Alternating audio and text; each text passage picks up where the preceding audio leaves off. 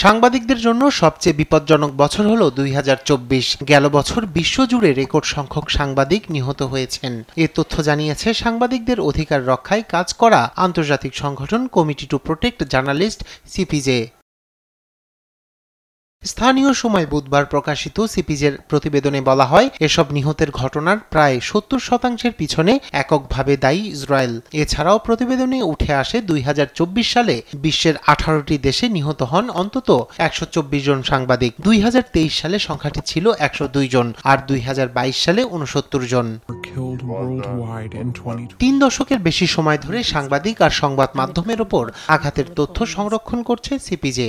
সংগঠনটির দাবি, তাদের হিসাব রাখার পর থেকে এক বছরে এত বেশি সংখ্যক সাংবাদিক নিহতের ঘটনা ঘটেনি। এর আগে ২০০৭ সালে বিশ্বের সবচেয়ে বেশি ১১৩ জন সাংবাদিক নিহত হয়েছিল বলে জানিয়েছে সিপিজে। ওই সময় ইরাক যুদ্ধের কারণে এক বছরে এতজন সাংবাদিক প্রাণ হারিয়েছিলেন। এদিকে ফিলিস্তিনের গাজায় যুদ্ধ চলাকালে ইসরায়েলি সামরিক বাহিনীর হামলায় ৮৫ জন সাংবাদিক নিহত হওয়ার খবর জানিয়েছে সিপিজে। আগের বছর এর সংখ্যা ছিল ৭৮ জন।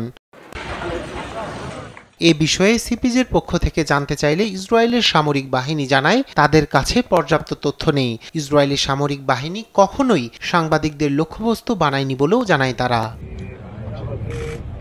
রায়হান গভীর, শুভ্র, নিউজ ডেস্ক, দেশ টিভি।